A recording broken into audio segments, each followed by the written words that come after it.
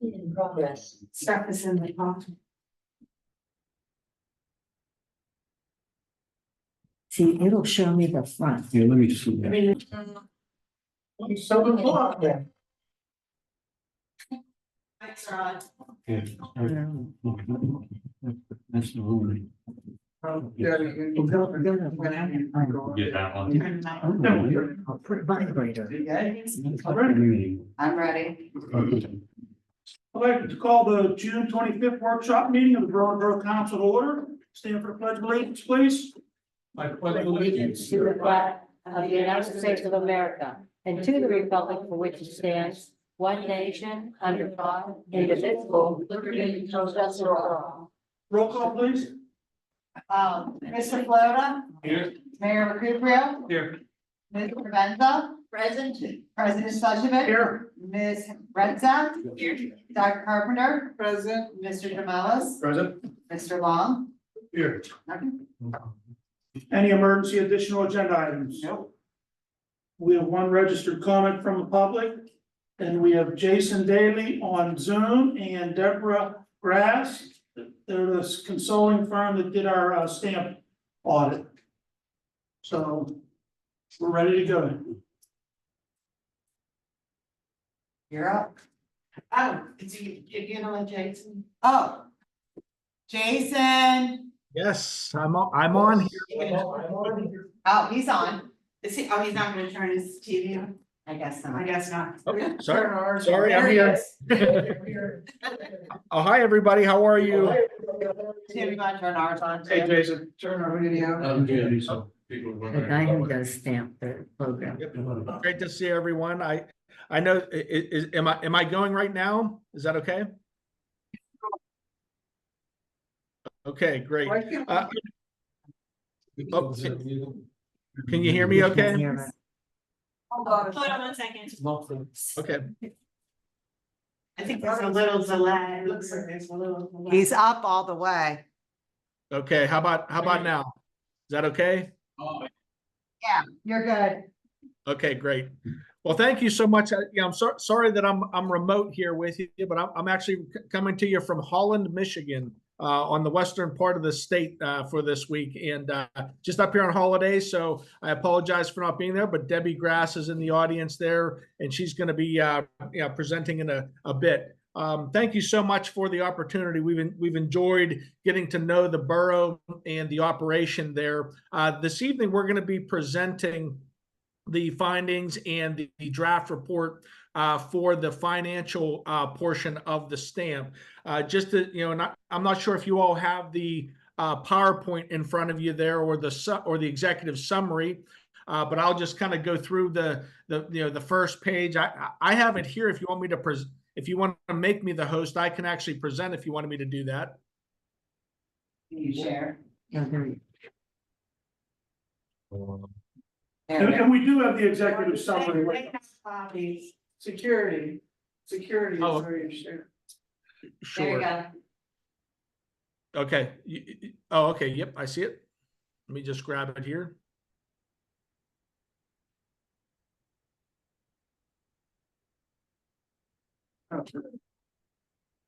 Are you seeing the presentation there? Yes, yes, we are. Okay, great. Thank you. I'll just take this here from the, Jason.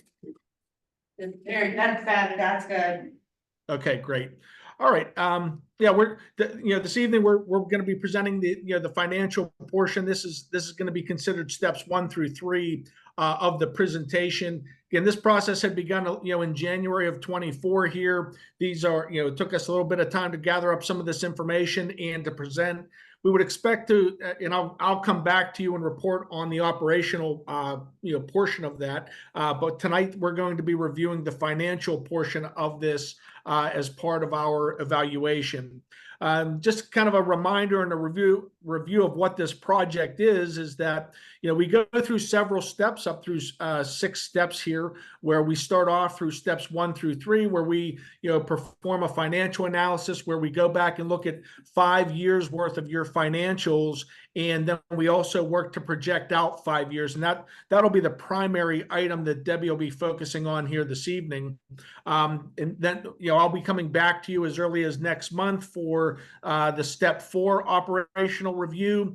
And then we would come back and work through the implementation and, the process to help you prioritize all of the recommendations that will be throughout the entire report as part of this process. Again, within those first 3 steps, again, we looked at the financial condition assessment, the trending of the finances based off of our look back, and also looking at the projections for the look ahead. There's also in step 3, this was asked to be evaluated as well, and this is if there were any emergency issues or items that needed to be addressed right away. Debbie will be discussing those as well. And like I mentioned, steps 4, 5, and 6 are the operational areas. Those are the areas where I looked at code enforcement, public works, our police review as well. Debbie will be touching on that a little bit here this evening, in some of the operational things, because they do overlap, but we will primarily be focusing on the finances there. Part of our review involves, really trying to understand the borough, what is happening, how is the borough structured, what is going on within the borough, what's the makeup. And as part of the evaluation, we pulled the statistics from the American survey. This is a group that pulls together general data on the borough. And you can see that the ACS estimates, this is from 2022, the borough had a population of 2,000. Did I hear a comment? Oh, the borough had a population of 2,629.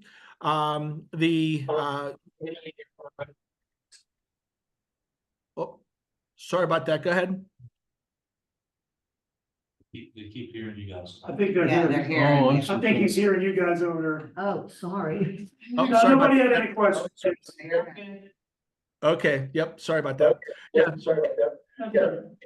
80% of the population is primarily white, 12% black, and 1% Hispanic, with 2% having reported mixed race within the borough. So primarily is a white makeup within the community.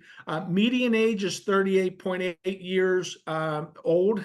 So on the middle aged area there, leaning towards middle age of a primary population there.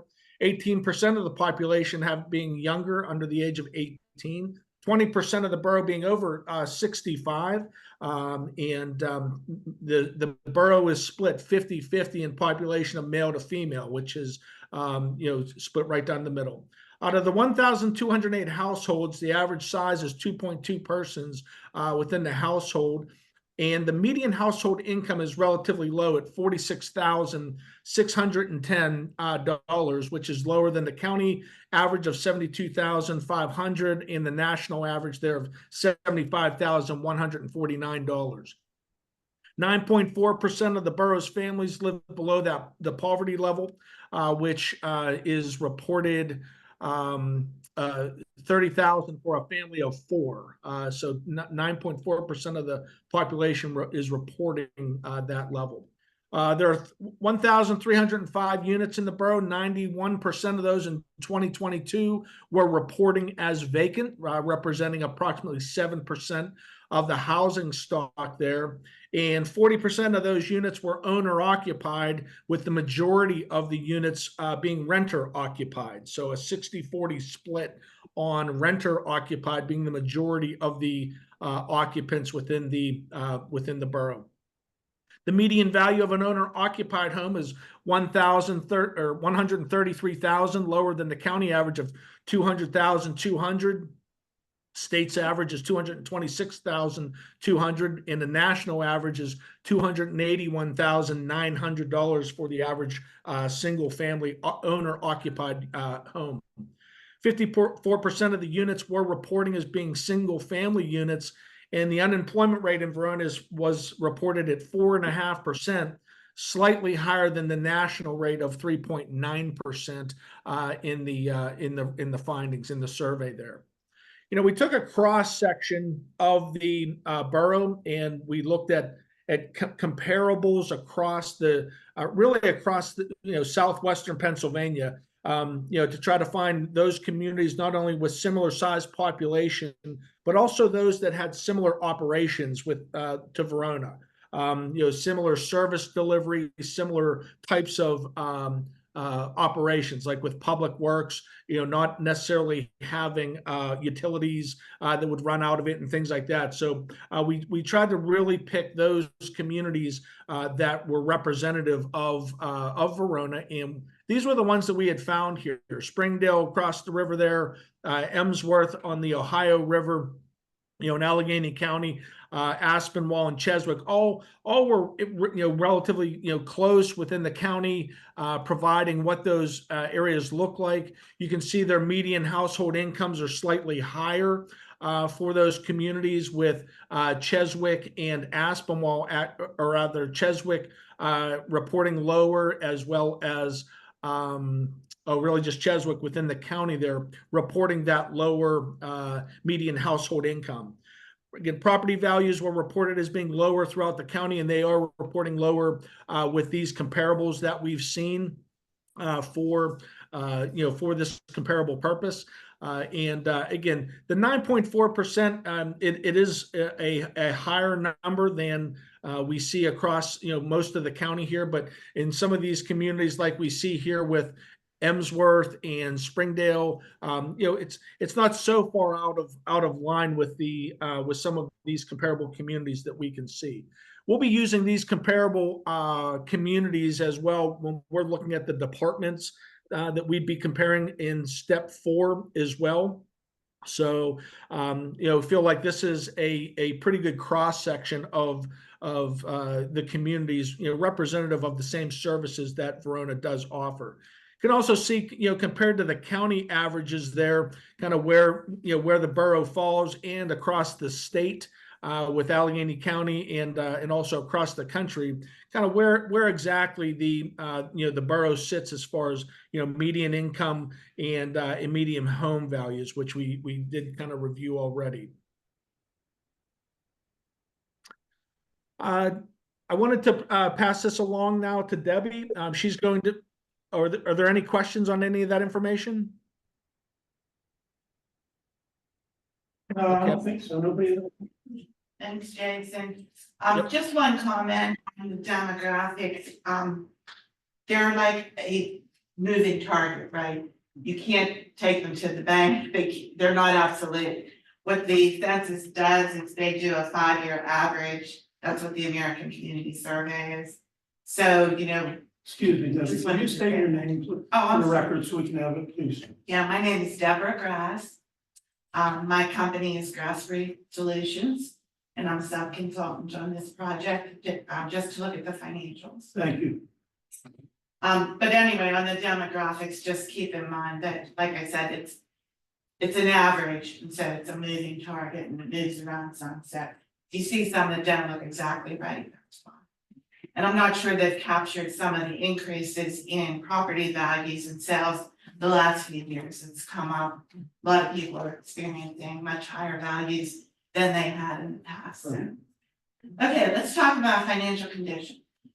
The good news, just in general, is that you are actually in pretty good shape.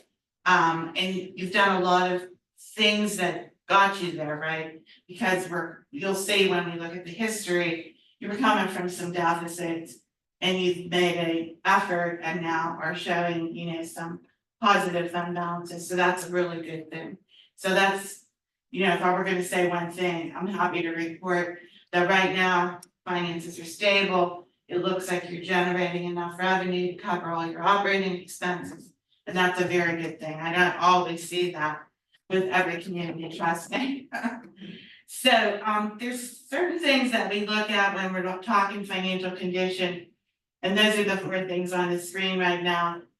We look at cash solvency. Does the government have the ability to generate enough cash flow over a 60-day period? Can you pay bills?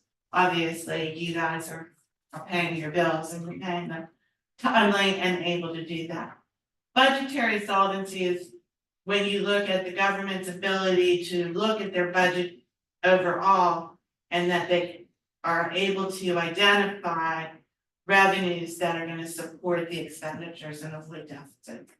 And we found that budgetary solvency was fine. The long run solvency I'll talk about later. Part of that is, and that's the ability of the government over long-term periods to continue to support the expenditures and the services that you provide.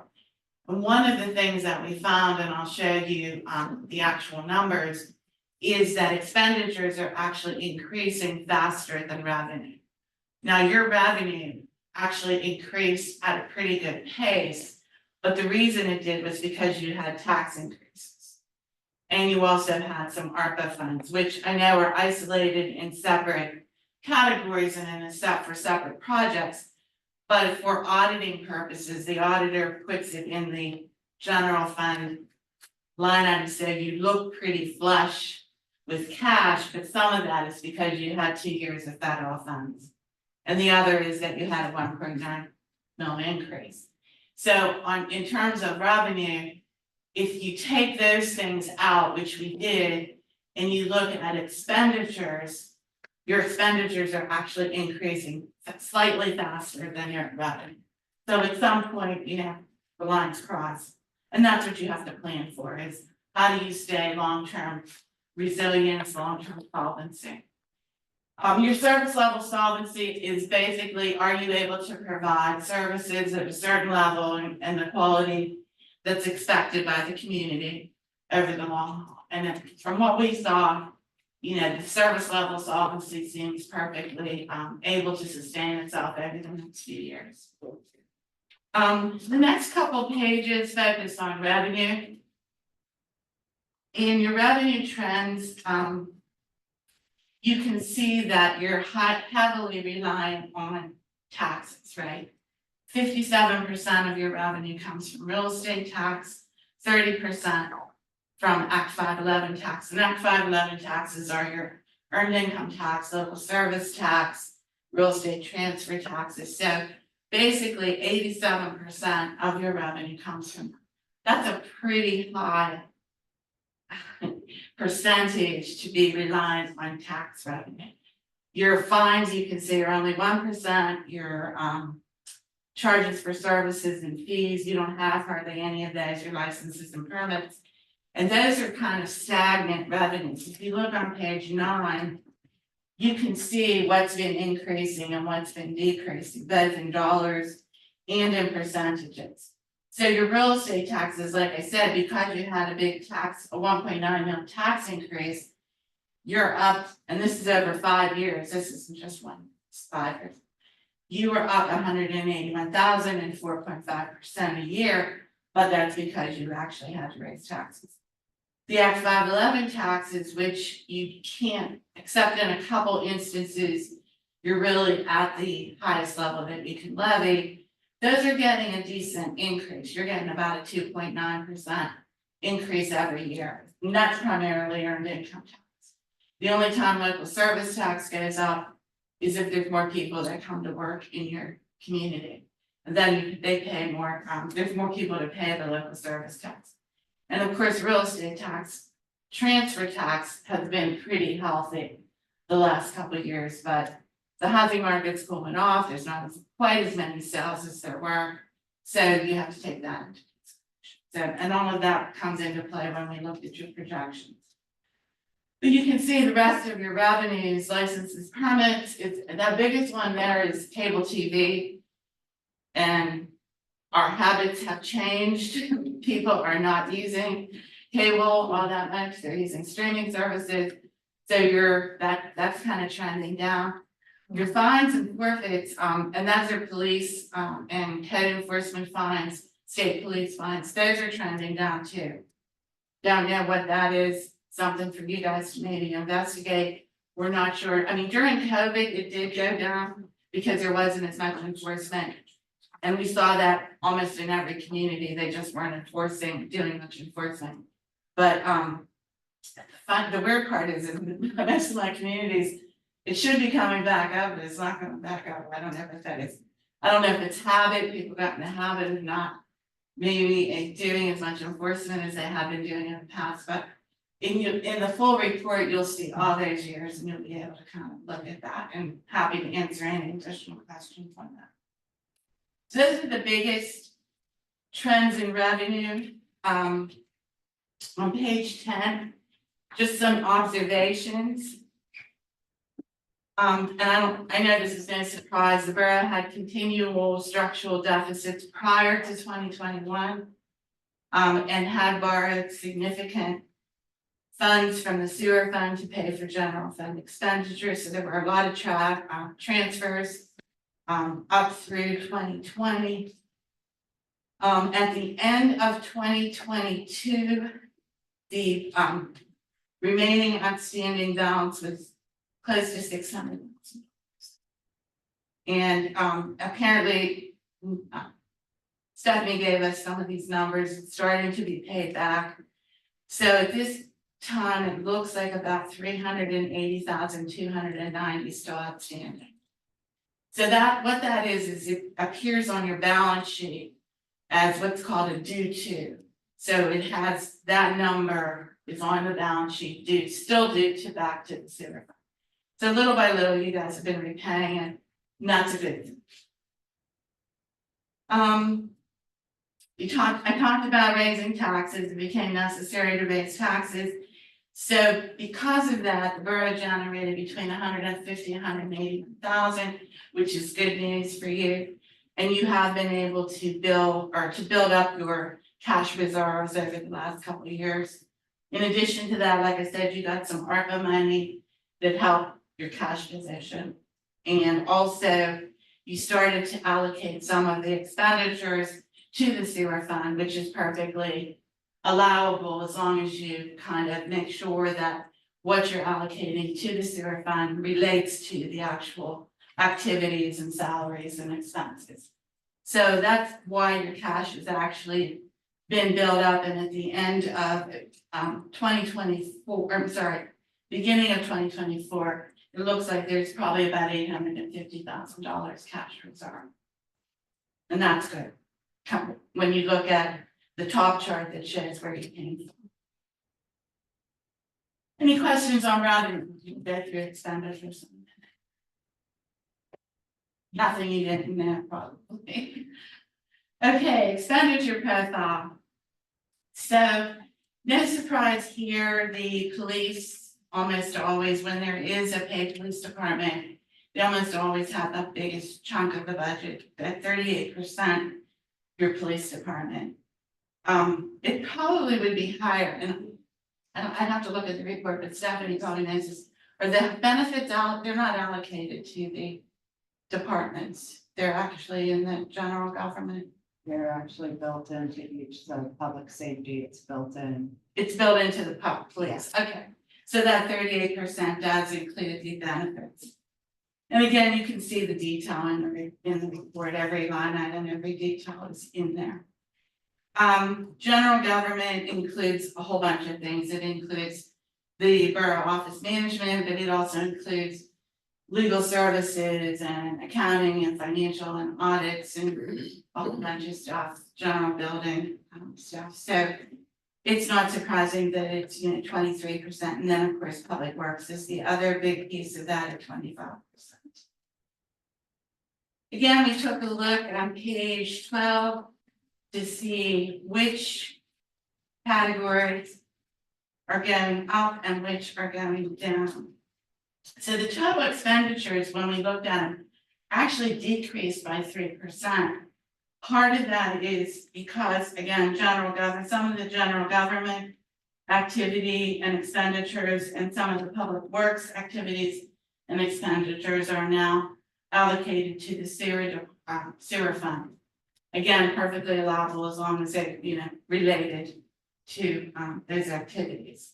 Debt service has also been going down.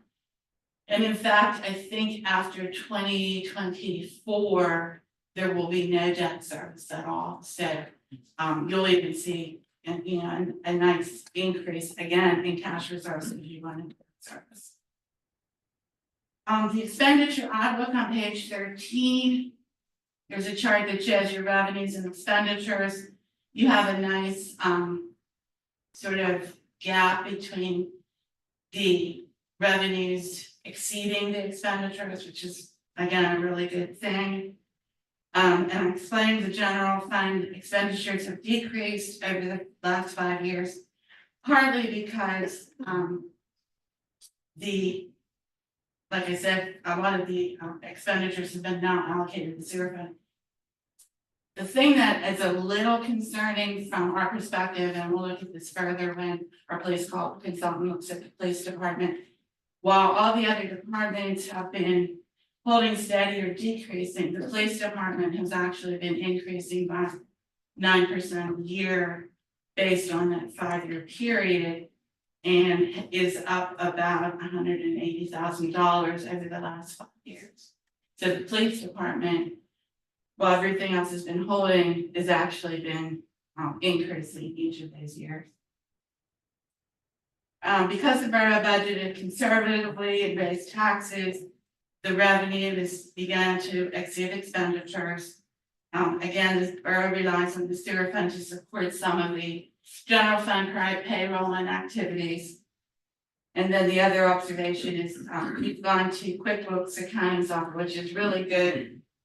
The reports that we got from 22 and 23 were really, really good. We had to rely mostly on what we could get from the state and the DCED audits prior to those periods, but part of 21, 22, and 23.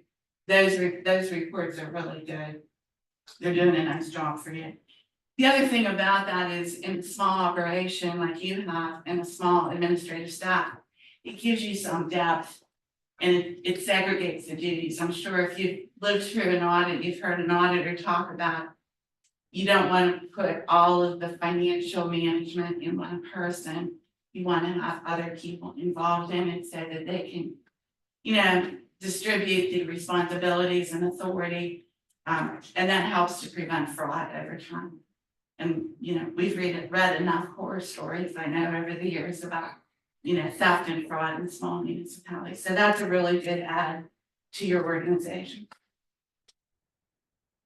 The projections are really good. You can see on page 14, we did the 5 years, and you can see the imbalance, 2019, the large deficits, and a deficit is basically, a structural deficit is simply when the expenditures are higher than the revenues. That's, and over a period of time, that's when we start to call it a structural deficit, because it's a built-in gap. And you had that going to the last 2019, 2020. It was almost reduced in 2021, and certainly was very favorable after 2021. Now, the interesting thing is when we projected, like I said, your revenues are covering your expenditures. When we started to project them, even through the 5 years, they continued to exceed, to have a positive position where your revenues exceed your expenditures. But you can, if you look at 26, 27, 28, they're getting smaller and smaller. And that's when what I was saying to you is ultimately, if you continue to have expenditures that exceed revenues, that gap's going to get smaller and you could end up in a deficit position again. But at least at this point, projecting out 5 years, you have some room there to make good decisions, contain costs, look for different ways to enhance your revenue. Finally, even though, like I said, you have enough revenue at this point to support your expenditures. I should say one thing about the projections.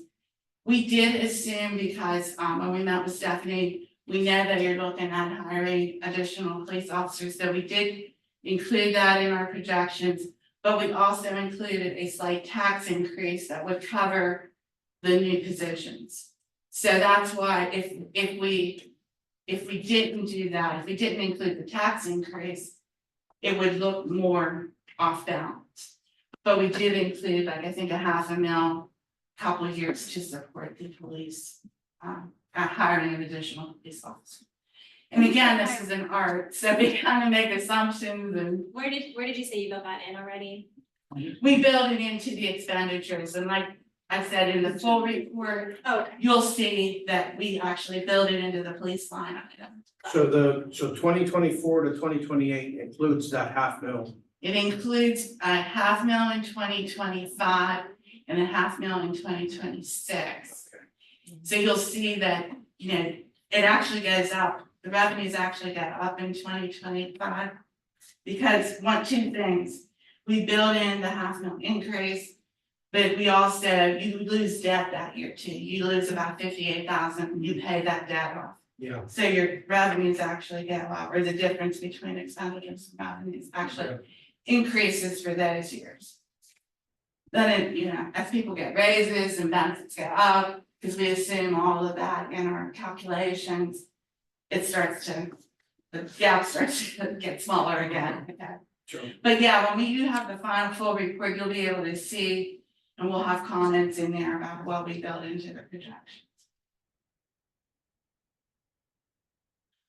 Finally, there are some things that you could look at, that would save you money, but they're all at your decision, you know, and at their policy decisions.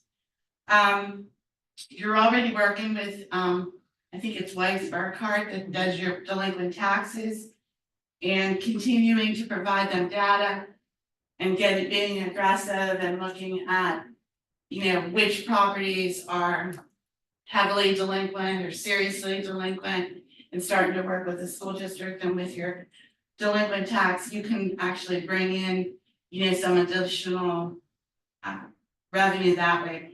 I'm always a fan of collect what you've already levied before you levy additional taxes. So you want to go after seriously delinquent taxes first. Your mechanical device fees, you could increase those to, a lot of places have them around $1,000 or $1,200. Those are the, you know, Big poker game. Now that's that's not a 750 big number, but That's 750 a machine, correct? currently, yeah. So that's what. But you could increase that. The thing about it is typically the owner of the business doesn't pay it, the vendor pays it. So it's not as painful Right. because the vendor's paying it and they're making a lot more than $1,000 on a machine. So, The annual rental inspection, you have a registration, but Jason will talk more about code enforcement and regular rental inspections. And ways to implement that if you're interested in that. Jason will talk more when we get to Public Works about the stormwater fee. You probably know a lot of your neighbors and communities in Allegheny County have been implementing stormwater management fees. So you could look at those. I'm just generally looking at permits, and our goal here is kind of, you're so reliant on taxes, are there other things you could do that would make you less reliant on tax? And that's kind of where these are coming from. some of these things you could do and not raise the taxes that happen also. Right. It's still the same. Yeah, that's what we're, you know, if you could replace it with more fees, then you don't have to do the property tax increases. So that's why we tried to list them for you. You could audit your cable TV, but again, that's a decrease in revenue. But there's sometimes you're not getting everything you could be getting. So an audit, there's a good firm here called Cohen Law Group, and they do a lot of these audits. And they'll find you money, usually, the things that you're not getting a commission on that you should be. From the company, Ray? yes. I'm sorry, I don't mean to interrupt. Can I talk to you for 1 second or having an issue? Excuse me. I apologize. Oh, that's okay. Pause. Yeah, I mean, I'll take questions. I'm gonna be here. The other thing, and I didn't list it, is on business privilege tax. You don't assess any business taxes. a lot of communities at this point are, the philosophy is everybody else pays EIT property, businesses do pay property, but they don't pay any other taxes. A lot of my communities now are actually levying like a flat tax. You know, you're not allowed to tax their gross receipts. That became unavailable to municipalities a few years ago. I'm talking about business taxes. I didn't put it on here, but some communities are actually levying flat taxes on businesses under the Business Privilege Act 511. And sometimes they structure it so that a business that has like under 10 pays $50, under two or under 50 employees pays, 100. You can structure it based on sort of the size or number of employees. If you're interested in that, I don't have it on my list. If you're interested, I can give you examples and I can give you ordinances. What does Trenum does something where they charge everybody who doesn't live in Trenum a tax for working, it's like a working privilege tax. So wage, yeah, yeah, It's not- privilege tax. It's like a privilege, it's like to pay for like certain things. So there's an interesting provision, and it's only in the borough code. It's not in the city codes, it's not in the township code. But there's an interesting provision that says that the borough council can levy fees for services. I think it's something like as needed, and I can cite it for you if you're interested. And some communities use that a lot more than other communities. I was just in Homestead and they send out a service invoice. They call it a health and safety fee. And they send it to every property owner. And they've been doing it for years. In fact, when I came across it, I'm like, wow, this is a new one I haven't seen before. But they did. They also put a fee on every commercial parking spot under Act 511. So there are, if you again, if you want to look at more creative ways of setting fees rather than relying so much on taxes, we can certainly help you with model ordinances and some opinions and stuff. Isn't that more or less another way of saying we're gonna charge a mercantile tax? Now, mercantile tax is actually on sales. You can either have a wholesale or retail. Yeah. one. That But- kills communities. But again, communities lost the ability to do that, the mercantile, retail, wholesale, and business privilege based on sales or gross receipts. You're not allowed to do that. That became unconstitutional. That was back when I first got into local government, I think in 1989 or 1990. Communities lost the ability to do that. But they didn't lose the ability to do a flat tax or fee. And that's what I'm saying, under the borough code, there is that provision that allows you to do fees for services as needed, and I'll give you the site if you want.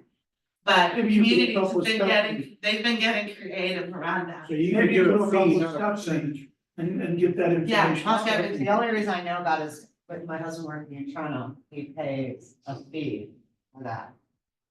Just real quick, I don't mean to interrupt you or No, go anything, I just want to let everybody know, there's a huge water main break at First and Bridge. It's basically taking out Ridge right now, and it's on its way to Zales. We have people out and on their way, but that's why we keep getting up and walking away. We're not being rude. It's just, we're getting phone calls left and right about that right now. The only thing more important when I would say than police is wastewater and water. Yes. So when wastewater and water go. There's There's voting, I nothing guess you there's can do. voting about to happen on Ridge, so. Well, there was that's been the third one, we just fixed the road. Yeah, we just- That's been the third major break up there. So I That's a don't mean to pumping interrupt, line but I coming just up, I wanted think. to let I think that's everybody the know. pumping line that comes up the road. So those are some thoughts and ideas on increasing revenue. You know, you guys have been doing a good job containing costs and expenditures. It's always hard to do that because you have compensation, you have benefits, you have energy costs. It's always harder to contain costs on the expenditure side. If you can, it's easier to try and generate more revenue. On the expenditure side, we do have a couple things, including, limiting the police department. And I know that is a little controversial, but that's what you say, at least based on your DCP study, that's what you say for each officer.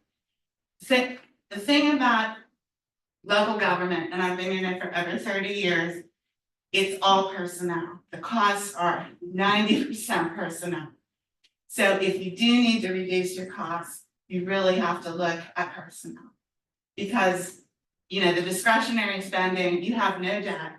Your discretionary spending is so small that if you want to limit or contain your costs, you always have to look at positions. And I'm not saying that you shouldn't hire or that you shouldn't fill positions, but you should do a careful calculation to know what's this position gonna cost me now, and yeah, hiring a new officer is usually less expensive than when people that are retiring or leaving. However, that soon becomes the same cost as the officer that's leaving. The other thing that I always say, because I hear communities say all the time, it will save us in overtime. But it doesn't so much, a little bit maybe, but when you hire a new police officer, it brings on vacation, holiday, sick time, court time. So in some respects, you're bringing on overtime with each officer. So it can marginally help you to reduce it, but you have to remember that they're bringing a lot of liabilities and a lot of legacy costs. Not to say that, we're not gonna give you an opinion one way or the other. We're just saying when you do that, be really careful and know exactly what you're getting into and what the expense is gonna be, not just today, but long term. Because you have pension costs, all kinds of costs. Increasing employee contributions to healthcare, that's always an option if you can bargain that in, your collective bargaining agreements. We're gonna give you confidential memorandums on the bargaining contracts, if there's anything that we see. Containing pension costs, there's a whole section in the big report on pensions. Your pensions are in good shape, but you are starting to have expenditures that are higher than the state aid. Right now, it's only the $7,000, but depending on investment returns, depending on benefits that are given to police officers, depending on how many retirees you have, there's so many factors that enter into what your MMO is gonna be, right? So being careful to monitor it, to meet with your pension advisors, to look at your actuarial reports. And like I said, we did a complete workup just on the pension issue itself, because I think that's the hidden, the hidden thing that bites you sometimes is nobody's paying attention to the pension benefits. And over time, that can be, as some of these cities, that have gone bankrupt over pension, over time, that can be a bigger problem than you would think. Can I ask a question at this juncture, just so I don't forget it? Someone back in the last 3 or 4 years mentioned something about being advantageous to have an actual committee dedicated to pension fund committee or something like that. Is that something you've heard of, or? Yeah, a lot of boroughs and cities, you don't see it so much in townships, but a lot of boroughs and cities do have a pension board. And anytime there's anything related to the pensions, whether it's investment activity, new actuarial reports, changes in assumptions, the committee meets and actually reviews the condition of the pension. I really feel like it's one of those areas that people, first of all, your eyes glaze over, right? It's like boring. And secondly, it's hard to understand because there's a lot of moving pieces. There's not just one thing. There's the cost of the, payroll, there's the cost of the administration, there's costs, investment activity. So unless you kind of look at all of that, but long answer to a good question.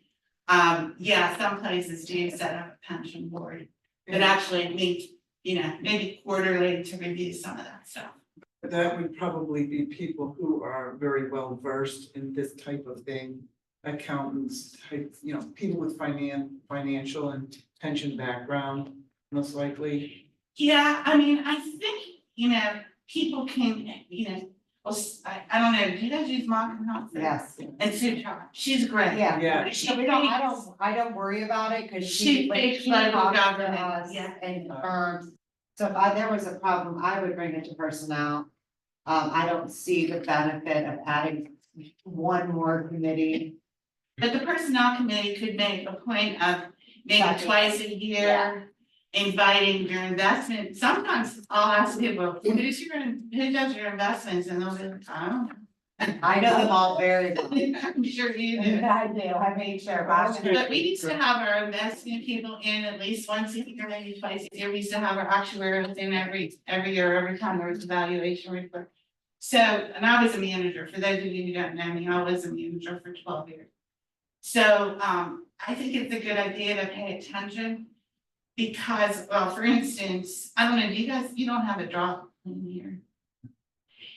So, that's a big thing. I don't know if you know about drops, but police officers all want drops because everybody else has them. And basically what it means is you retire, but you still work. Yeah. And your pension benefit is going into an escrow fund you can usually do it up to 3 to 5 years or so. We don't offer that. Well, and what happens is, and I just actually had a discussion with Sue about this. When you do the actuarial study, it will say there's no impact to the plan. Because they've already assumed that person was gonna retire. So there's no real impact to the plan. But here's the problem, you click in state aid for that person, which is 5,000 times 2, because it's a police officer. So that's $10,000 a year you're losing. And there's other sort of intangible things that if you ever consider a drop, I'll come back and talk to you about. But anyway, there are benefits like that people are adding to their plans that makes the plans really expensive. So those are the things that if you have a personnel committee or a pension committee that you would want to look at. Excuse me. I'm getting texts, our office manager lives on 3rd Street right by you. They have no water. You might want to put it out on the borough website. Like you said, that's a main line. Yeah, no, I just texted my wife, we don't have, Yeah, Whatever. we don't have water. yeah, Probably not. probably. Last time this I happened, mean, I'm not gonna. My son just texted me too. He said it's a very big one. It's huge. I mean, Last text. yeah, there's a big one. It's a big one. Yeah, I'll try. Yeah, I would put it out, just let people know, because I've got 3 texts already. Then we'll all go up. I'm gonna finish up so you guys can. Yeah. No, you have important business to do. Wait, Debbie, the other thing, we may address this in a few minutes, but last I knew, there was something about the uniform, non-uniform pension, and one was over and the other one was under. I don't remember which, do we still have that? Yes, it's still the same. Yeah. Okay, And like I said, there's a full write-up in the full Okay. report, and I'd be happy to go over with you. I do happen to speak pension and actuarial, so sometimes my manager will call me and say, can you talk to the actuary for me, because I don't know what that. it's like a special So language. it is a special language. Okay, thank you. The last page, and then I'm gonna turn it back to Jason, page 16. That's just a graphic representation of what I just told you, that the revenue is actually, over higher than the expenditures for the entire period that we looked at, with the exception of, 2019. And we don't see any real problem.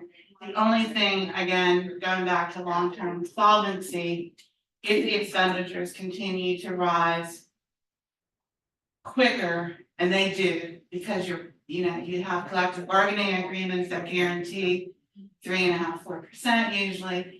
You have benefits that are going up 5% and sometimes 8% and sometimes higher.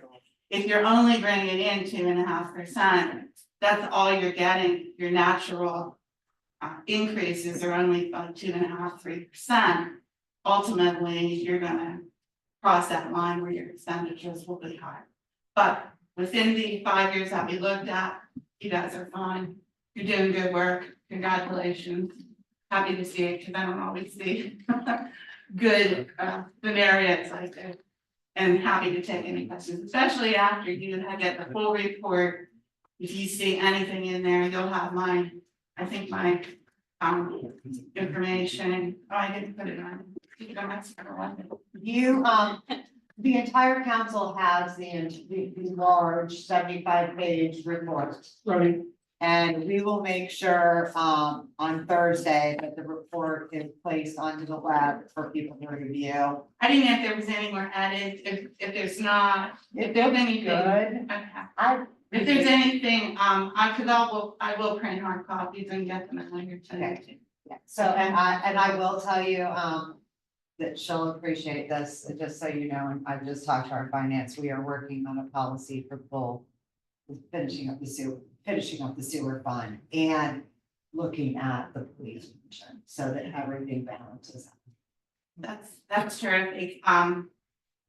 The thing about the due to on your balance sheet, it's just something that people do pay attention to and do look at, so sooner that can get addressed, and that's wonderful news. Yes. And I'll turn it over to Jason, who's been patiently sitting. I'll get with you. I had another question. Oh, well, thank you all so much. Is it okay if I go? Yes. Okay, thank you. Yeah, thanks, Debbie. Debbie's one of the leading finance folks, in the industry with all of her municipal background. She's been doing, projects like this for some time, and you can tell from the evaluation that was done there on the finances that she's pretty well versed in the recommendations that were provided there. Really, normally when we're conducting these evaluations, we're usually coming in with some doom and gloom with the finances, and don't want to understate what Debbie has said, that you've made some you've made some hard decisions already. The tax increase that you've put in place has really made a big difference in your finances, and the fact that you have really worked to contain costs have allowed you to look out into the future with a positive outlook. So with your finances.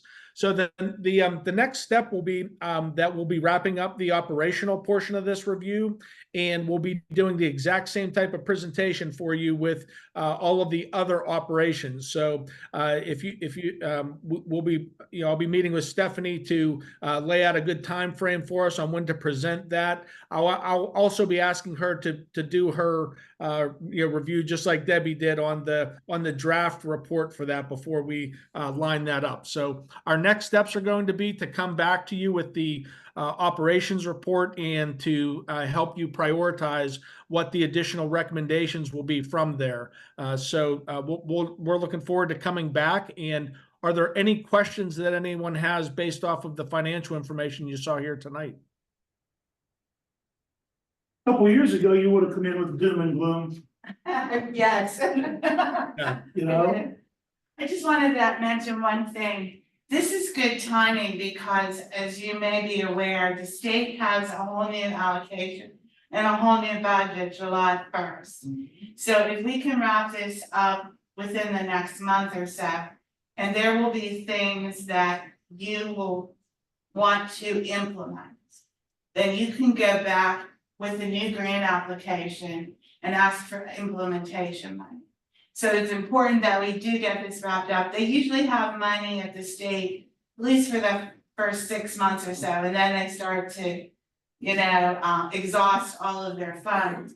But this is really good timing, because if there are things in the operational review or, otherwise that you want to implement, you will be able to go in with another grant application and ask for more money. And the great thing is, that's why we brought Josie in, and she works on the beginning phases of a plan, so that we have money coming in. The state has a surplus right now, from what I understand. Well, don't say that. State always has a surplus. Yeah, and they don't use it that way. They have, let's put it this way, they have access to a lot of funds. Both rescue, ARPA funds, rescue plan funds and stuff. that have to be expended over the next, I think, couple of years, they have to be expended. So you're probably gonna see a lot of stuff available for like, especially water, sewer, flooding, stormwater. That's why I run a small stormwater authority for the borough of Dormont. We've been able to leverage our fees for $1.5 million of stormwater grants. And there's gonna be that kind of money, in addition to whatever you guys decide. But yes, So Debbie, it sounds like recommendations as far as you mentioned the drop program and making our police department more competitive will come with further information covering operations. yes, we'll be doing an operational review and there'll be The a drop program, We're not recommending the drop. no, don't say those words ever again. No. No, I was using In that fact, as if an I can example. figure out a way to unrecord that. We were using that in an benefits that people add that are expensive, make the plans expensive. Okay. Okay. And then the best use of DCED resources moving forward, you kind of touched on being that July 1st is the beginning of a new fiscal year and grant funding, so coinciding our operations with that. Okay. Right. Is there anything else we should do with this besides kind of digest it at this point? What they like at some point for you to approve it and put it on your website, because obviously they funded a good bit of it. And they want you, what they always say is they don't want it sitting on the shelf, they want it to be implementable. They want you to find things in the report that you want to do, and they can help you implement. So there'll be a whole list, especially after the operational ones. Jason and his folks get done with it. There'll be a whole list of things and you'll get to pick. Yeah, There'll probably be about 75, 80 recommendations. my goal is, Trish, is to put each piece as it comes onto the website, and then once we're completely done, to have it approved, and then we'll go from there picking, I mean, we can't do all 80, but we can do so many. So that would be my plan. And you can go back in Yeah. round after round. If you go in for something and you finish it, and then you can go back in for 5 years. The plan's good for 5 years, then they would want you to update. But for 5 years, if you find things you want to implement, you can go back in for additional grant money. Debbie, what's the best practice for acquisition of capital equipment such as a future fire truck? Is continuing to use debt something you suggest, or should we start putting money away for the next one? Jason, you might be able to answer that better than I about capital equipment purchasing. Yeah, can you repeat the question? Yes, what is the best practice for acquisition of future capital equipment such as our next fire truck? Should we do what we did in the past and go into debt for it, or do you suggest something different? Did you hear that? Yeah, is it specifically for the fire truck, or is that just one of the examples that you're laying out? I think that's the only main capital debt. So yes, But capital so- lease purchasing in general, Jason. yes. Oh, sure. Yeah. So one of the items that I will be, recommending is, in general, and I've seen this in my interviews with the department heads and in my discussions with Stephanie, has been the, laying out these capital purchases as, staging them over time, so that you can plan for them. At a minimum, there should be a 5-year capital plan that has, those imminent items, such as water line replacements, sewer line work, those all would fall under that capital, area. But equipment should also, have a plan and, a stage as to where they're going to be replaced, so that, when you look at that gap that Debbie had shown, where your finances are looking pretty good right now, the challenge is that, one fire truck, that would push that, that solid looking revenue stream that you have, way out of whack if you were going to go out and buy that fire truck right away. Taking out some type of a lease, arranging for that capital purchase, years in advance, is far better planning. Your interest rates are really good right now on especially that type of equipment, in the municipal arena. But we will be recommending and we'll be providing some detailed information on the fleet and equipment. Fire truck was not included in that, but we will be providing some detailed information on when should those vehicles and those types of projects be staged for replacement. Great, look forward to it. Yep. Are there any other Anything questions? else? Stephanie, thank you so much. You're welcome. You gave us so much information that we needed. I don't wanna push, but Matt's waiting, and I'm just thinking with what's going on Bridge. Let's get Matt on. Is everybody done with Debbie and Jason? If you guys have questions, I will make sure they get, I feel really guilty, but I feel like I need to get up there. I agree with you. Debbie and Jason, I want to thank you guys for all you've done and the hard work and the reports and everything you've done for us. It's greatly appreciated, and it's good to see that we thought we were doing pretty good, and it's showing here that we are doing better than we thought. So we thank you for your Well, hard thank you work. for your confidence in us and electing us. And we'll be looking forward to talking to you guys in the near future. Okay. Thank you. Thank you. Have a good evening. Bye. Thank you. Thanks, Debbie. I'll see you soon. Okay. No, that's not right. Matt, Next up, Matt. Hear me okay? There you Can we hear you? Yeah, I'm here tonight. I have Joanne Shelley with me.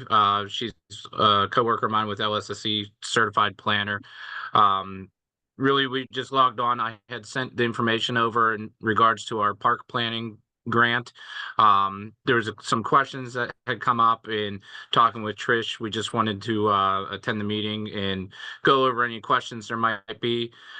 With this grant, there is not the need to bid it out. We can handle it in-house through a consultant service agreement, but we just wanted to provide some information and go over any questions there were to make sure that council was comfortable proceeding that way.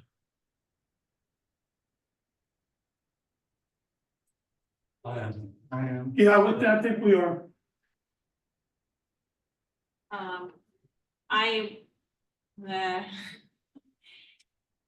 I saw some pros and cons either way. There's definitely cost savings and time savings by keeping it in-house. So thank you for sending those documents about the planning work that you guys have done. I don't know if Joanne wants to add anything additional about the types of planning she's worked on, or ideas for what she would do. Hi, Joanne Shelley. I'm a planner and a landscape architect with Lennon Smith. Thank you for having us tonight. I think the opportunity here is really to, excuse me, build on the active transportation plan that you implemented, and also looking at the VOPP trail. So I think that I see your park system as more than just each individual parks, but as connections between the linkages between those parks as well. And I think that LSSE, not just myself, but also our lead traffic engineer, has done quite a few of these transportation plans. And I think that this is an opportunity to marry the park, because much of your park system you want to maintain as it is and just figure out how to plan for the future, much like the information that Deb just presented. You need a similar plan for your parks, right? And I think that this is an opportunity to do that in a way that, as it's supposed to, plan for the future, but allow you to take advantage of work that's been done by others already. I will say, Trish, Yeah. we have discussed Yes, if we're going to do a second multimodal. yes. I to move Yes. a planning grant to somebody else just doesn't make logical sense, because it's gotta be one huge humongous piece. So we're gonna have two, if we're gonna, we have a multimodal grant, we're applying for a second multimodal grant, and we have the park planning grant, they all have to work together. That's where my thought processes are. For efficiency. Yeah, more efficient, because I don't see Joe being real thrilled with us if they don't all work together in one big piece, I understand. so. Joanne, is it okay if we reach out to you with any additional questions? Sure, absolutely. Great, okay, thank you. We can send it to Matt can reach out to her. And if we need to, can we, maybe schedule another meeting with you, since, unfortunately, this meeting's kind of gotten all jumbled because of emergencies? Yeah, I would be happy to have, come and actually give a presentation in person if you feel like that's something. Sometimes it's a little easier to talk in person than over these Zoom calls. Happy to do that if you have a list of questions or some questions about how the grant would function or the aspects of the park. Happy to do that. Since it's working with Parks and Rec, maybe we can I was just thinking that, yeah. do something with Parks and Rec? Okay, thank you so much. Very good, thank you, and sorry for the delays. No, good luck tonight. I know you have a difficult situation. Thank you. It'll all work out. Thanks, Matt. I'm getting a vote. I already have one. Okay. Next up, comments from the public. At this time, council will hear comments on public related items. Please approach the podium or raise your virtual hand. Clearly state your name and address. Please limit your comments to 3 minutes. That's right.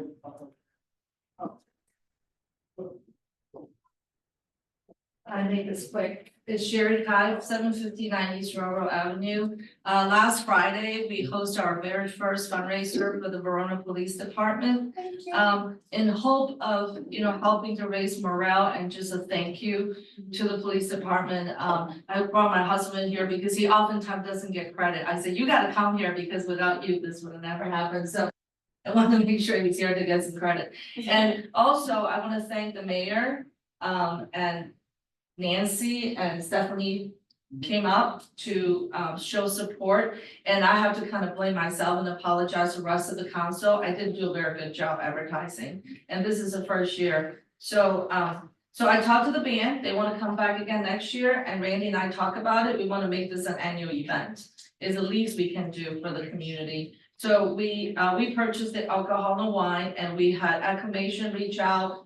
Village Inn reached out, and then Off the Rail, they all gave us gifts and gift certificates to help us to raffle off gift certificate, and the Billy Mack, everybody knows, he reached out, he donated some beer, so we raised altogether $616. I wish we can do more, but hopefully next year we'll do more, but we. That's very awesome. Yeah.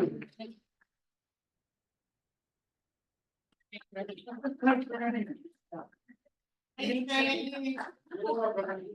gotta leave the kitchen. For those of you that don't know, Randy and Sherry own the Hula Bar. That's where that was at. That was awesome. And I would also like to personally thank both of you and Iron Chef Randy, because he's the cook over there, for putting this on.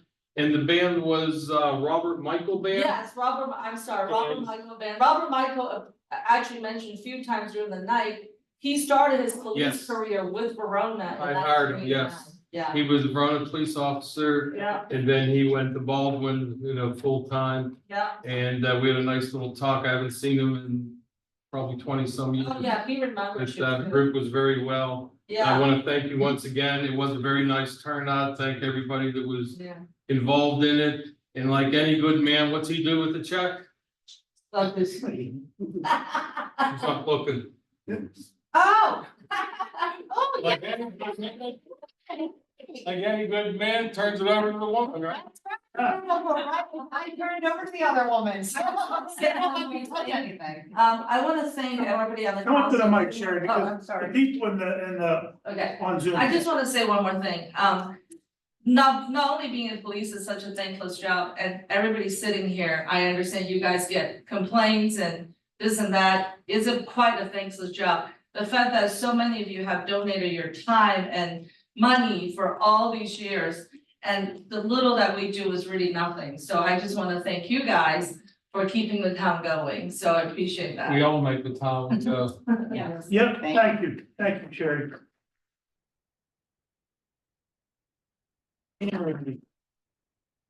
Anybody else? I don't see no virtual hands.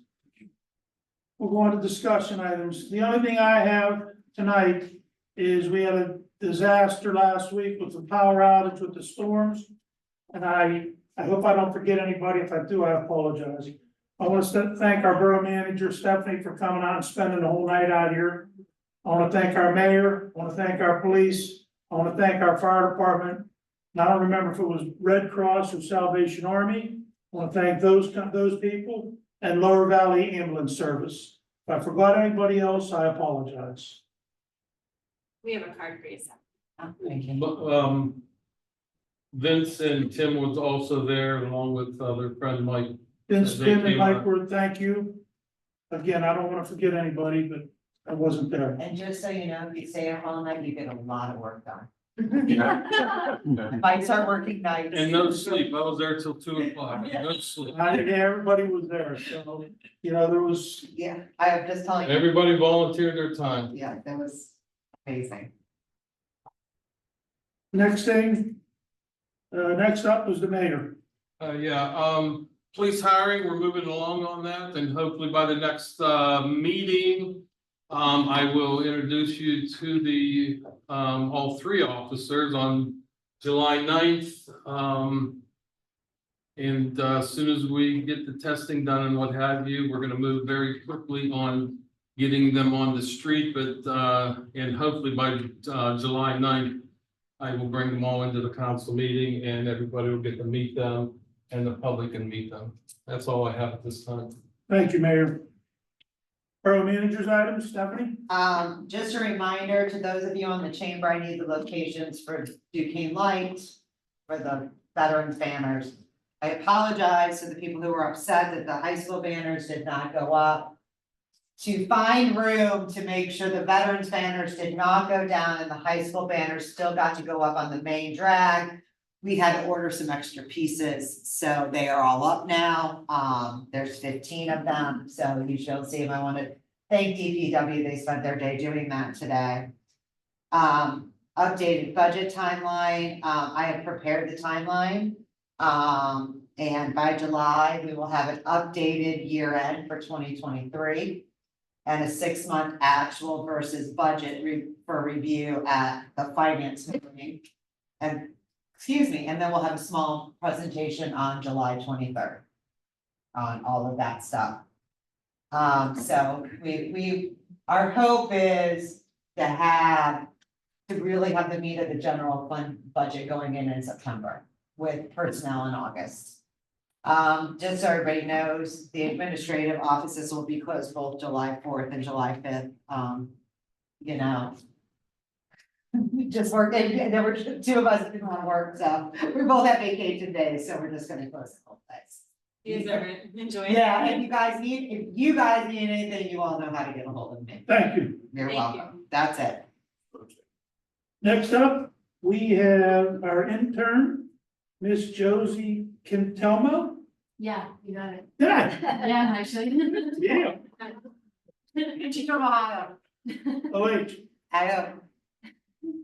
Okay, so what you have in front of you is a draft of a survey that I want to put out, because for me, starting the comprehensive plan means getting the public's opinion. So I feel like the best way to do this is to, one, have a digital survey that people can take. 2, I was gonna organize 1, maybe 2, like public forum meetings where we can invite the community in and have kind of workshops to identify what people really want to see change or what they really like about the community and want to keep. And then, 3, stakeholder profiles, which I will just do personally. But getting back to the survey, so it's just a draft. I wanted to give it to you all to review. At the bottom, there are some points I made in pen that, just to get you thinking, I guess, about it, and I really, really would love feedback. You can mark it up and return like the physical copy to our office, or you can email me, or you can do any other way that works best for you at any time. But, we're hoping to get this out sooner rather than later, So do you have a time frame for this, Josie? We would like to get it out and we'd like you guys to approve it next council meeting. Everybody get on it, working on this and. Yeah, it included in it is also budget questions, just so Oh, we yes. didn't have to do two. So I just Yeah, wanted so to the let- first, well, questions 3, 4, and 5. So. Not totally mine. And if anybody wants it emailed to them, Josie can also do that. Yeah, Yes, can you just do that? to all of you, Yeah. yes. It's just Would that be better to email it, and then we can just do it on there Yeah. and? Yeah. And reply back to you? Yeah, Okay, that would be better for us, I think. all right. No, she didn't He know. needs, about he it. needs a chisel and stone tablet. Oh. There's a question, there's a couple of, John. This one. Oh. yeah, they're not They're not numbered. numbered. Easy, that's good feedback. Yeah, put numbers, yeah. Or they're already lost, it doesn't. Even with your stone and chisel, you made a good. Okay, Josie, is that all? Yes, Thank you very much for all you're doing in the office. We love her, can we keep her? Yeah? Okay, Parks and Rec, Mr. Floto. I don't really have anything to update at this time, other than we are trying to meet with RAA sometime very soon to work out some scheduling kinks and talk about the proposed contract. Just sent out an email. So I have just, yeah. Thank you. Community Relations, Mrs. Provenza.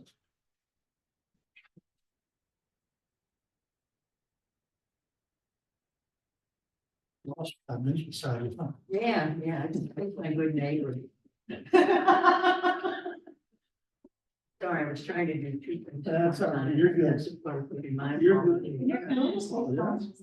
Okay, under Community Relations Committee, because we had about an hour and 15 minutes of another meeting, the three of us on our committee, Vince, Tim, and I decided that we will report at the next workshop meeting on the purchase of flowers, Okay, if you don't mind, because it's We don't going to mind. contain everything. And you have asked for a Verona newsletter committee update. And I went back and I have checked on some things that I think is what you're asking for. Is this a record maybe of expenses that we have incurred? who asked for that? I don't know. I have never been asked this before. None of us have. Did any one of us ask?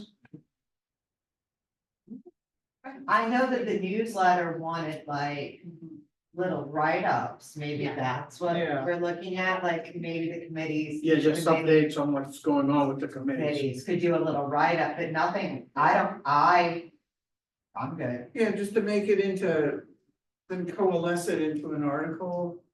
You know, that could go into the newsletter Yeah. quarterly. Well, what I did, and maybe I interpreted it in another fashion. I went back and I have finances that I can put on the table here, if this is what you want. It's like a 2-minute thing that I can read. Finances is not our, Yeah, with the newsletter, because, Yeah, they're yeah, they're their own Yeah. financial people. And we stopped giving them, what, 2 years no, ago? here we go. A year ago, So you're good. yeah. We don't need it.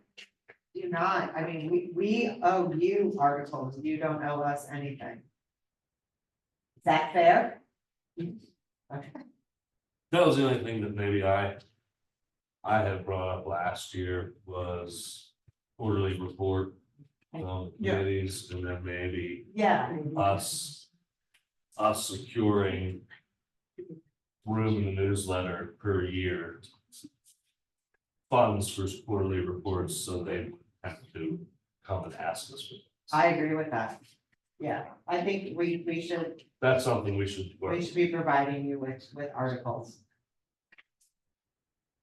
Providing, Providing the newsletter with Yeah, articles to yeah, keep you up to breath, so it's transparent.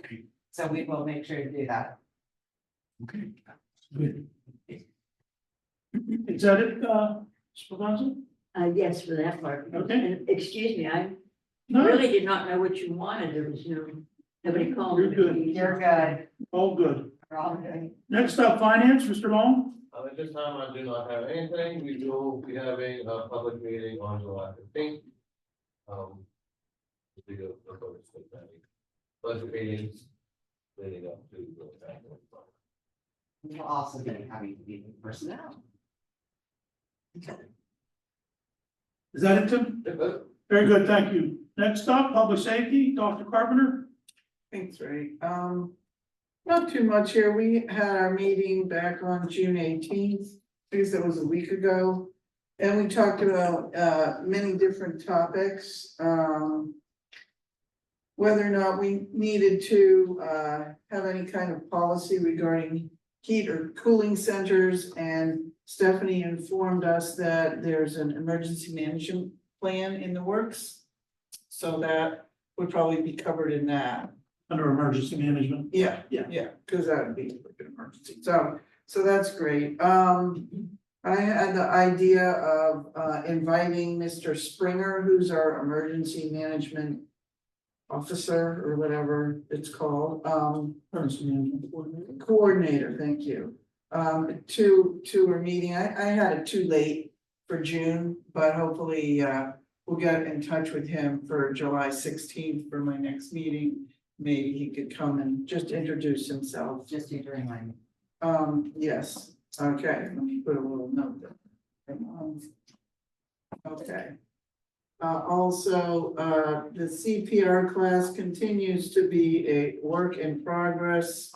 There seems to be some communication issues, but Stephanie will hopefully resolve that next week. Yes, I'm on the LBAS board, so I'll make sure it gets done. I think the police have increased their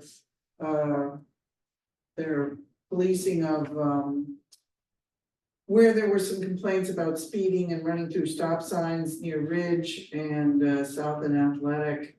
And Sergeant Francos was at the meeting, and he said that he felt that these issues have been resolved. I haven't heard anything more from the people who live there. So that's been taken care of.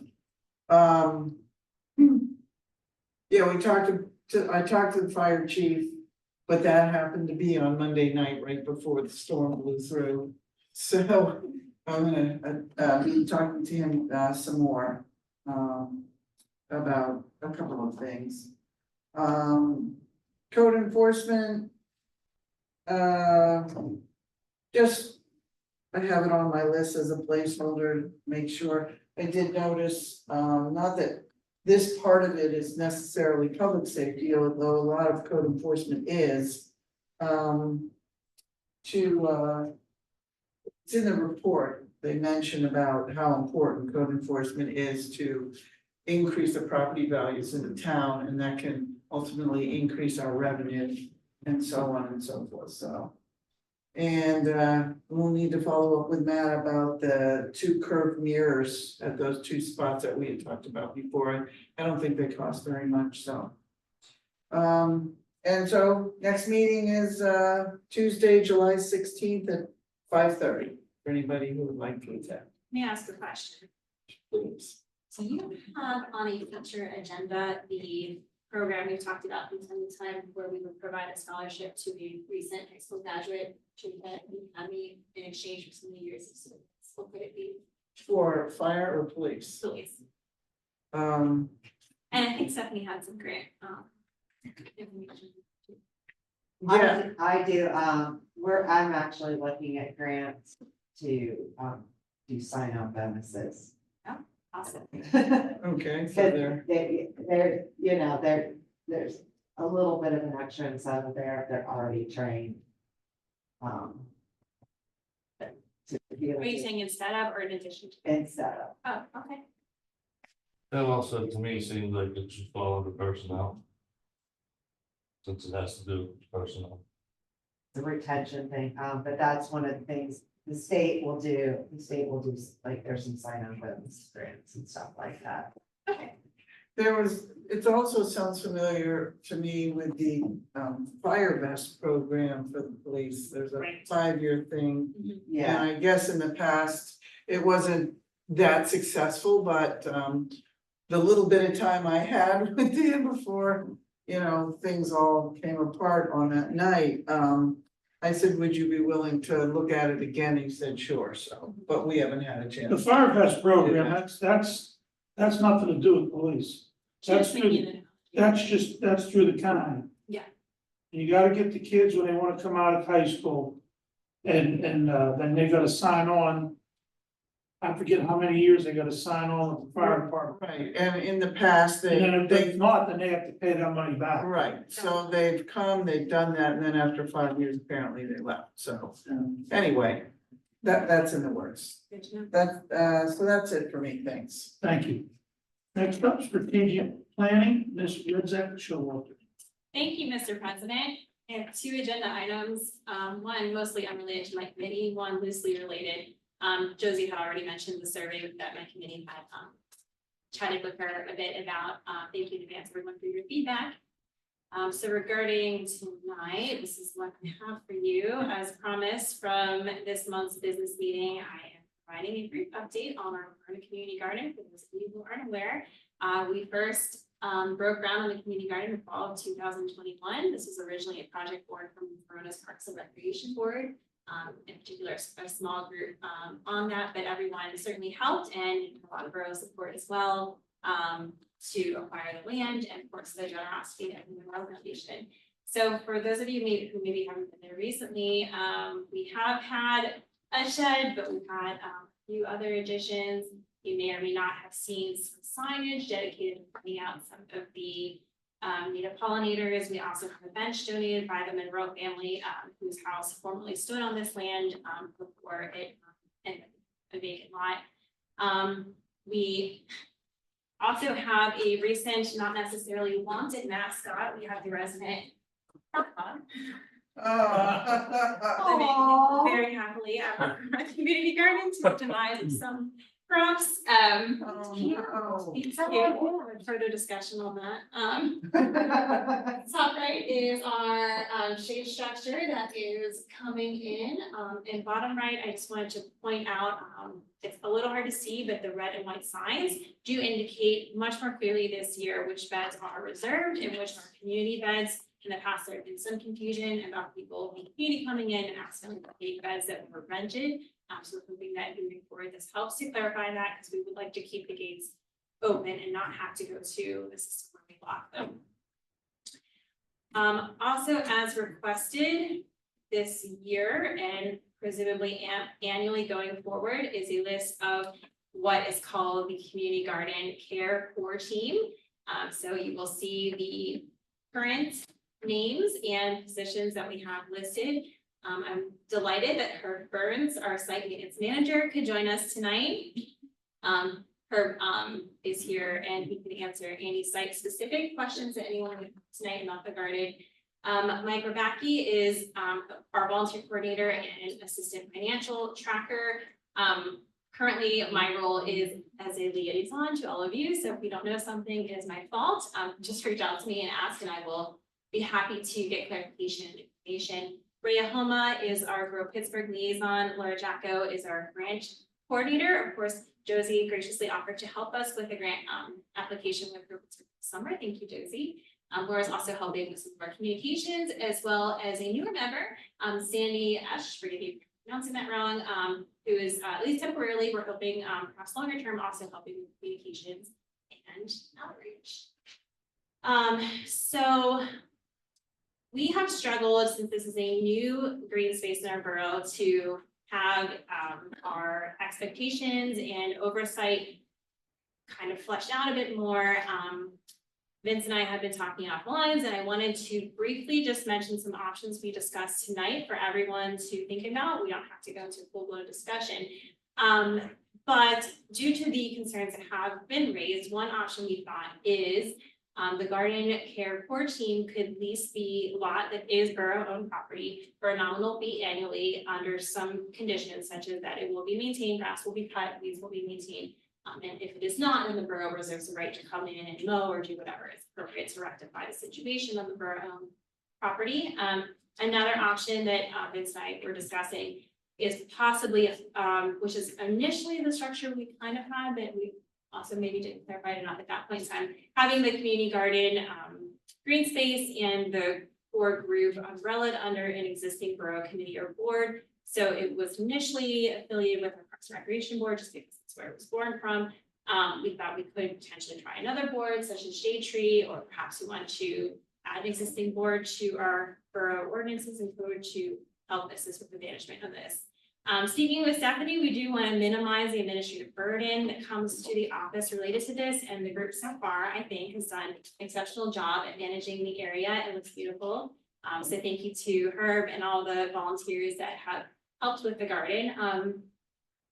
That is what I wanted to present tonight. Does anyone have any questions or want to discuss other options maybe that we didn't think of? I just want to know who's the treasurer. Yeah, we're not letting that get out. Do we? Did I hear, are we applying for another grant? Yes, Grow Pittsburgh does have an annual, it's called sustainability grant that you can apply for small things. We're looking at getting pea gravel. I don't know. Yeah, it was just discussed last night. So it's due July 1st. Or it opens, actually, it's a window. That was partially Josie looked into it and found it, so. Yes, thank you. Keeping Josie. Yeah, I told you. I didn't even know we were eligible to apply for another one. From what I was told in the past, once Grow Pittsburgh was done, it was done. So that's why I kind of leaning toward a council approved committee to approve communications balance. Yeah, no, that's a good question. We did graduate from what they call their like new garden program, so we would not be eligible for those funds again.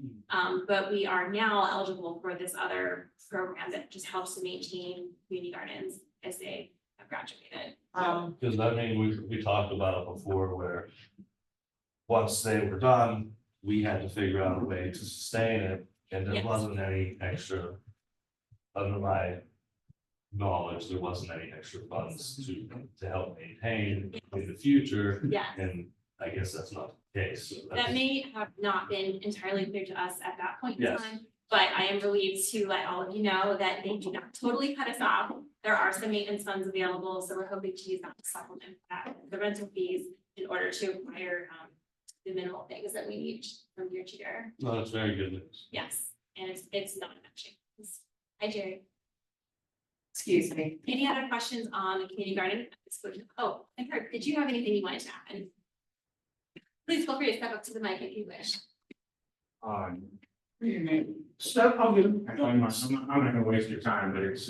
Could you just please state your name and address? Oh, yes, my name is Herb Burns, and I'm on 25 Allegheny Avenue, and I'm over in Oakland. We're not wasting our time. Yeah, no, I don't really have much to say, except it's a pleasure to work there, and we do our best. You have a couple very dedicated volunteers. People are very interested in this. And my big thing is that, you know, you don't really have to grow anything in the community garden. But as long as you're growing community, that's what it's about. True. And I think we are doing the Good best way to we put it. can to achieve that. We've got a ways to go, but I think we're keeping the space decent, and I enjoy working over there. Appreciate it. Thank you for your time. Thank you. Does anybody have anything for her? No? When did we say our Thank you. next meeting was? Next meeting is it's the fourth, gonna be the fourth Monday at 6:30. Fourth Monday of every month at 6:30. Very good. And if Herb looks familiar, he also works at Giant Eagle and volunteers at the Growth for More Country. Okay, thank you. Thank you. Thank you. Thanks for Thank coming. you. Next up, we have personnel, Mr. Jamelis. Oh, no, I'm sorry. Sorry. Oh, no.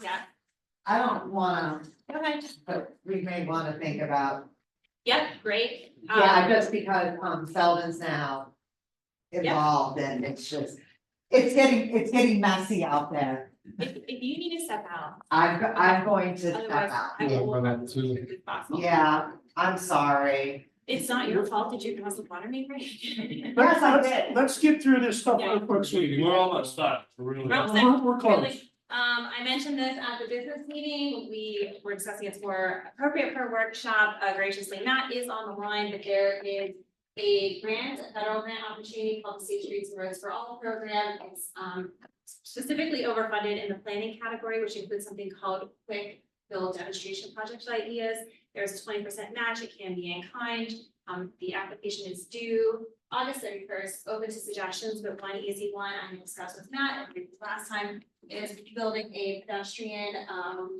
barrier along this side so that the sidewalk would then have a crosswalk and then some sort of temporary barrier set up with, for example, planters or cones to make two lines that there is both a delineation On the street. of pedestrians, dividing at the border between the parking lot and the road.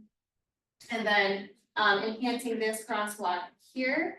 And this may or may not be in the scope of the grant, but I know like in our walkthroughs with the ATP, Nancy's often brought up, we really should have a stop sign here as well to kind of complete the pedestrian safe saying opportunity. I have a very sketch diagram that I want to show you.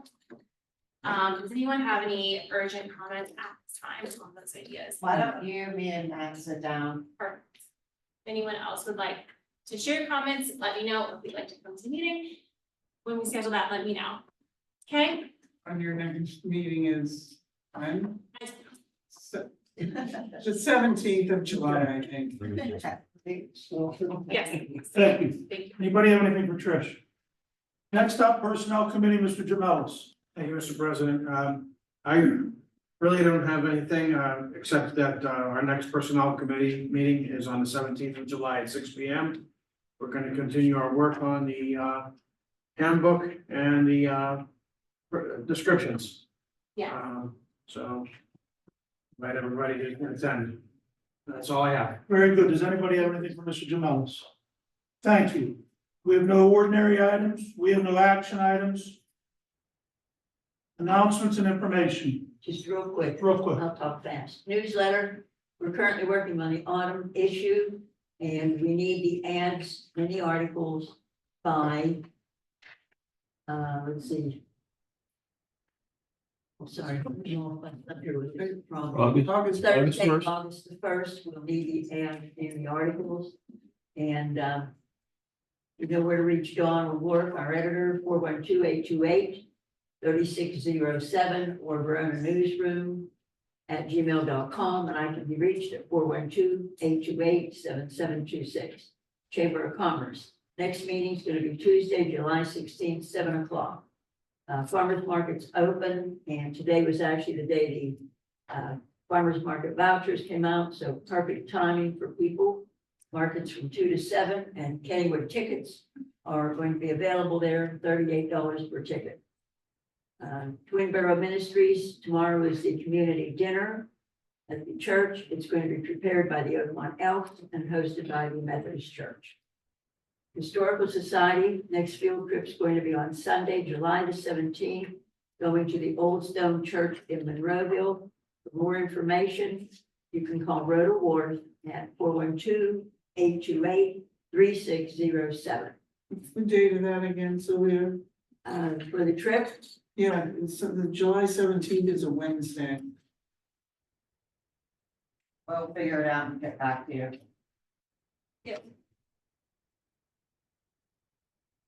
she said July 14th. July 14th. Okay. And it's a Sunday, and for more information, Rhoda will be glad to help you. Are there any questions or comments? If not, this concludes my reports. Thank you. Thank you. I would just like to add that Parks and Rec is having Shakespeare in the Park this Saturday, June 29th, 7 p.m. Thank you. And the show will be Much Ado About Nothing. Thanks, Vince. This time we'll go to comments from the public. Raise your for your comments on public related items. Please approach the podium or raise your virtual hand. Nobody else? This time I'll take a motion to adjourn. I'll make it. Mr. Prevent, second by Mr. Long. Any questions? All in favor? Aye. Opposed? Passed. Thank you, everybody, for coming. Water main break. Have a great evening. You know, I'm really tired. Water main breaks, electricity.